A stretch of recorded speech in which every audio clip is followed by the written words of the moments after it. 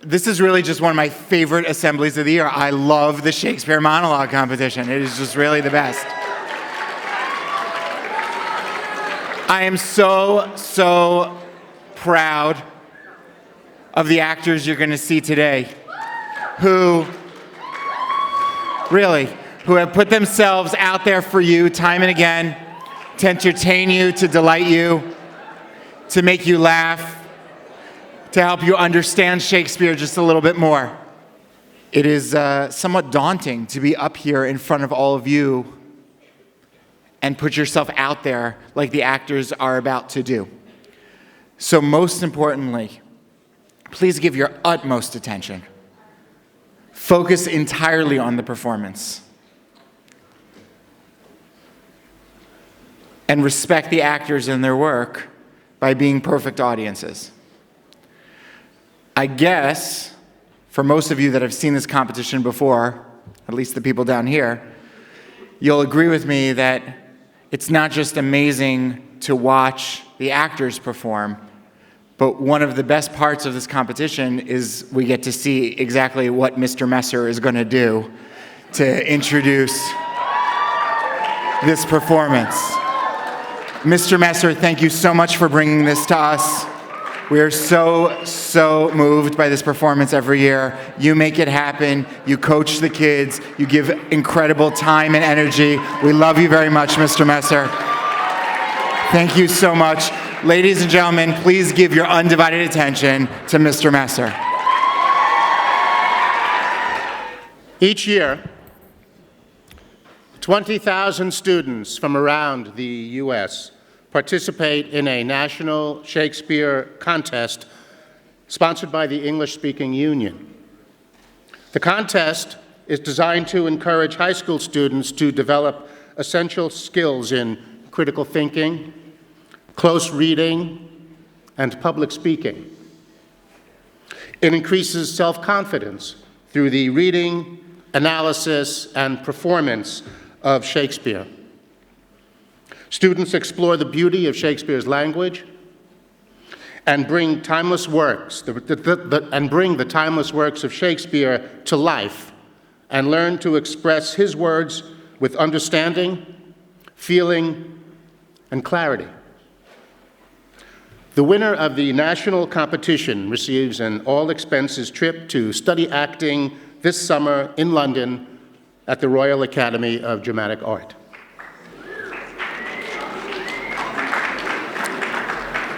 This morning, we hold the second and final round of our in-school competition. Of the students who auditioned on January 24th, 5 were chosen to compete for the honor of representing SAR in the New York City regional competition to be held in late February at the ESU offices in Midtown, the English-Speaking Union offices. About 65 high schools in our area will send students there to compete. Last year at the New York City competition, SAR was represented by Shabi Kestenbaum. Indeed, Shabi is hoping to represent SAR for the 3rd year in a row.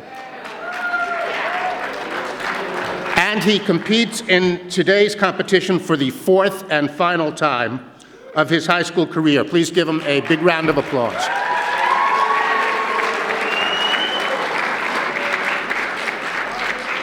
The other 4 finalists today who will present monologues are Rosie Bader,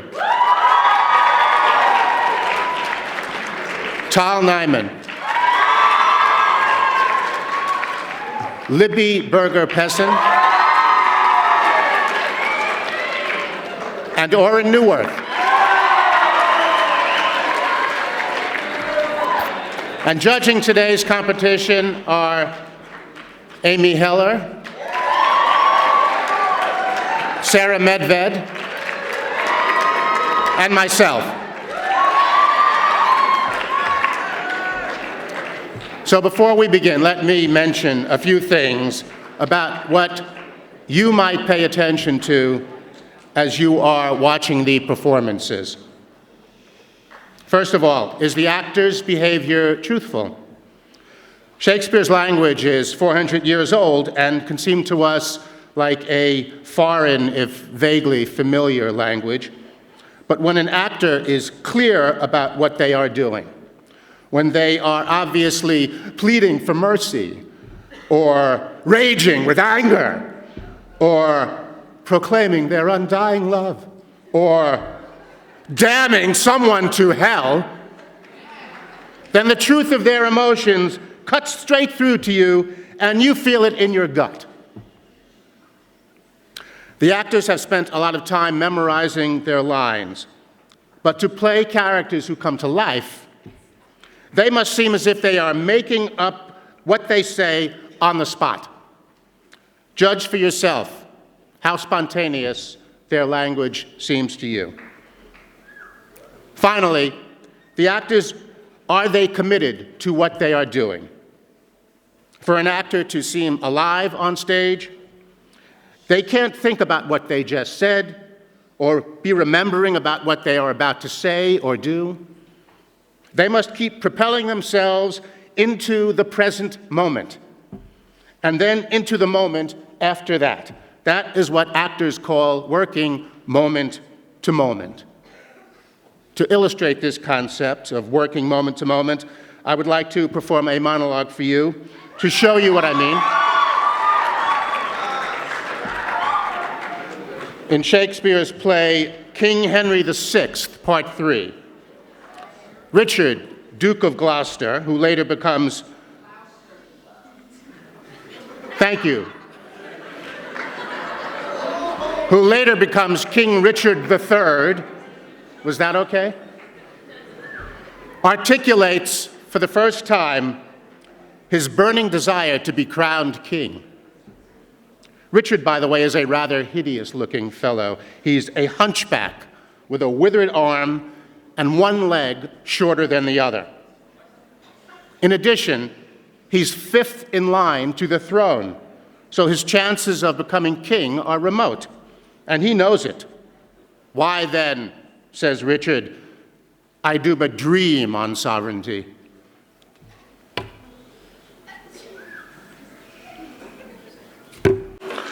So in playing Richard, you have to kind of figure out how you're going to do this physicality. He's got this hump, so you have to kind of give yourself a kind of a hump.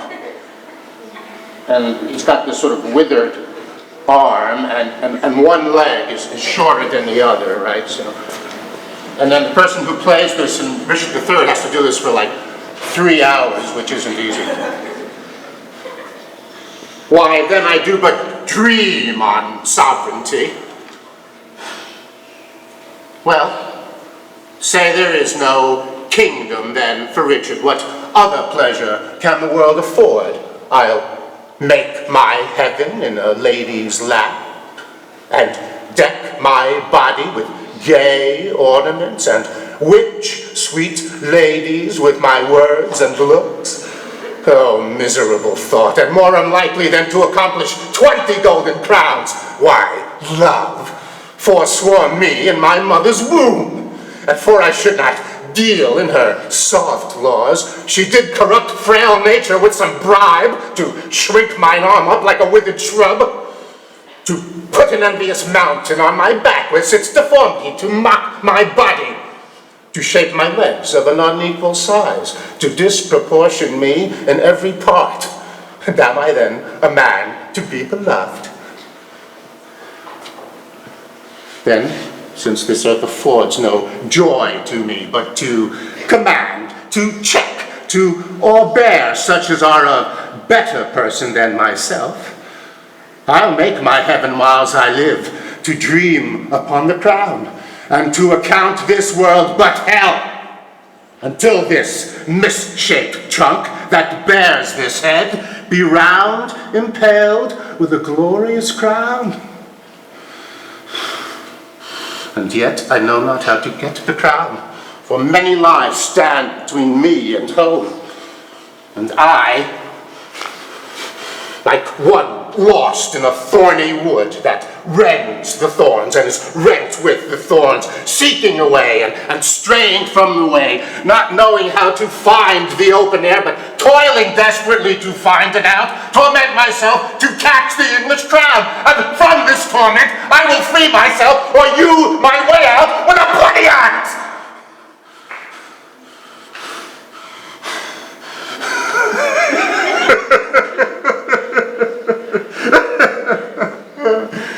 Why, I can smile. And murder whiles I smile? I'll paint my cheeks with artificial tears and frame my face to all occasions. I'll play the orator as well as Nestor, deceive more slyly than Ulysses could, and set the murderous Machiavel to school. Can I do this and cannot get a crown? Were it farther off, I'll pluck it down. Scene.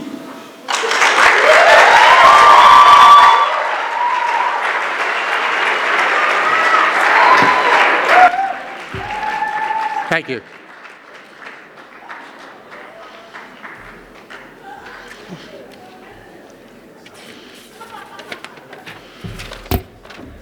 Please don't talk during the monologues. The actors have put a lot of time into preparing their parts. Be courteous. Give the actors your attention so they can do their best to entertain you. And one last thing, please hold your applause until the end of the monologue, which the actor will signal by saying the word scene. In our opening monologue, Orrin Newworth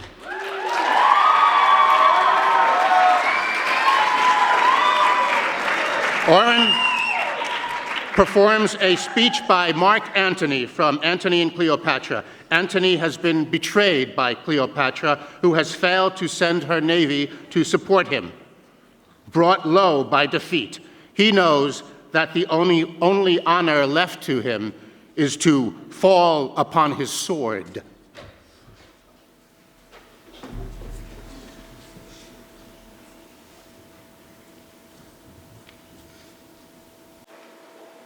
This foul Egyptian hath betrayed me.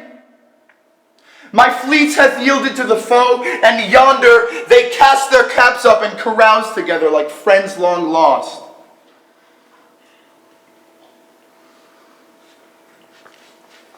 Triple-turned whore! 'Tis thou hast sold me to this novice, and my heart makes only wars on thee. Bid them all fly, for when I am revenged upon my charm, I have done all. Bid them all fly. Begone!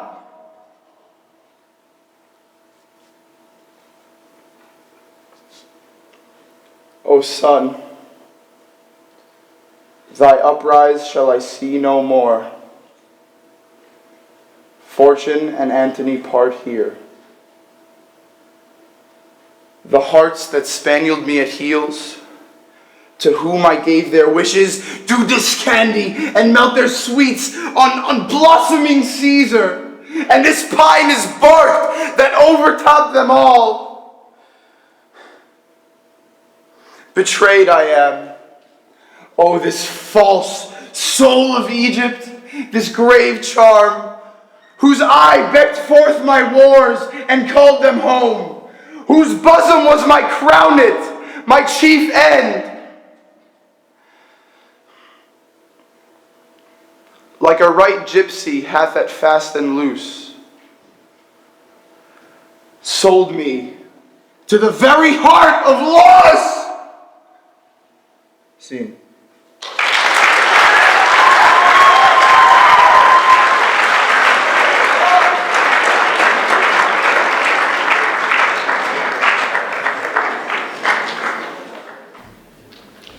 In the upcoming monologue from King John, Libby Berger-Pessin plays Constance.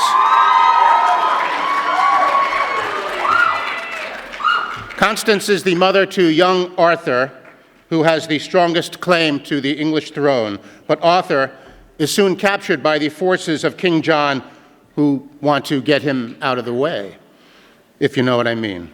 Arthur's mother, Constance, is beside herself with grief and worry. Thou art not wholly to belie me so. I am not mad. This heretic is mine. My name is Constance. I was Geoffrey's wife. Young Arthur is my son, and he is lost. I am not mad. I would to heaven I would, for the 'tis like I should forget myself. Oh, if I could, what grief should I forget? Preach some philosophy to make me mad, and thou shalt be canonized, Cardinal. For being not mad, but sensible of grief, my reasonable part produces reason how I may be delivered of these woes, and teaches me to kill or hang myself. If I were mad, I should forget my son, or madly think of babe of clouds free. I am not mad. Too well, I feel the different plague of each calamity. Scene.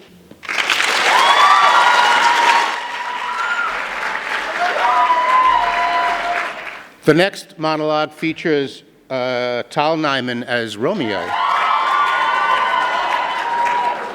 Romeo has been exiled from Verona for killing a rival in a duel. He could have been executed, but the ruling prince has been merciful. You'd think he'd be happy to escape with his life. But all Romeo can think of is that he will never see his love, Juliet, again. And for those of you in 9th grade who are about to start reading Romeo and Juliet, pay attention.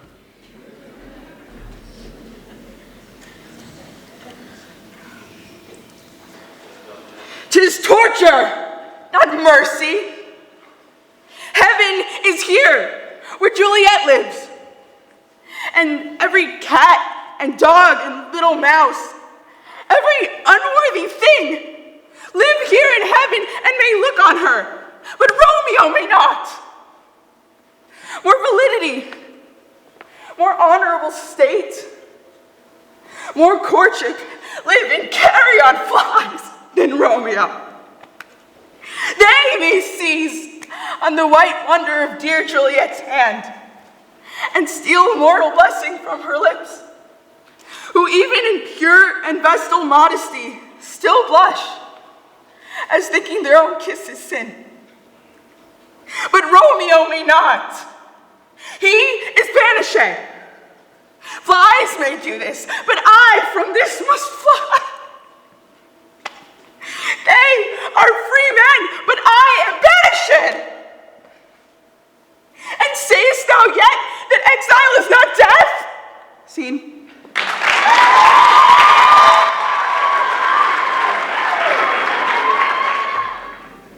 His fourth monologue from Richard III features Rosie Bader. Rosie is Lady Anne. Lady Anne is leading a funeral procession for Henry VI, her father-in-law, when Richard stops the procession in order to proclaim his love for her. By the way, it's an open secret that Henry's murder was engineered by Richard, as was the recent murder of Anne's husband. That Richard has some nerve. "Foul devil, hence and trouble us not, for thou hast made this happy earth thy hell. If thou delight to view thy heinous deeds, behold this pattern of thy butcheries. Oh, gentlemen, see dead Henry's wounds open their congealed mouths and bleed afresh. Blush, thou lump of foul deformity,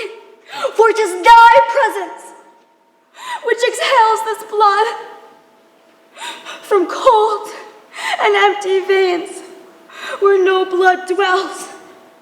Thy deed, inhuman and unnatural, provokes this deluge, most unnatural. O God, which this blood madest, avenge his death. O earth, which this blood drinkest, avenge his death. Either heaven with lightning strike the murderer dead, or earth gape open wide and eat him quick,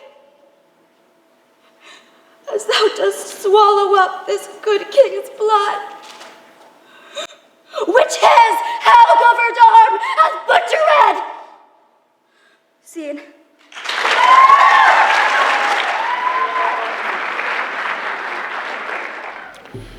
Shabby Kestenbaum will now perform the final monologue from Measure for Measure. Shabby plays Angelo, the Duke's deputy, a scheming and despicable cad who is obsessed. This isn't typecasting, just forget that idea. Angelo is obsessed with Isabella, and he threatens to have Isabella's brother executed unless she gives herself to him. Who will believe thee, Isabel? My unsoiled name? The austereness of my life? My voucher against you in the state will sow your accusation over a way that you shall stifle in your own report and smell of calumny. I've begun, and now I give my sensual race the rein. Fit thy consent to my sharp appetite. Lay by all nicety and prolixuous blushes that banish what they sue for. Redeem thy brother by yielding up thy body to my will. Nor else, he must not only die the death, but thy unkindness shall his death draw out to lingering sufferances. Answer me tomorrow, or by the affection that guides me most today, shall prove a tyrant to him tomorrow. As for you, say what you can. My false overweighs your true. And scene.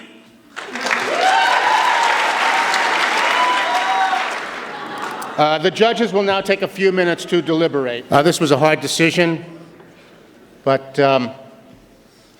the runner-up for this year's award, Shabby Kestenbaum.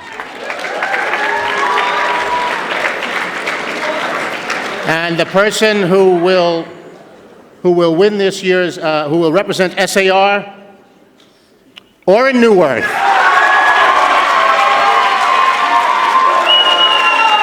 Orrin, come on up. We'd like to present to you our insults mug, our Shakespearean insults mug, to this lump of foul deformity, less brains than earwax. Orrin Newworth, congratulations. That's it.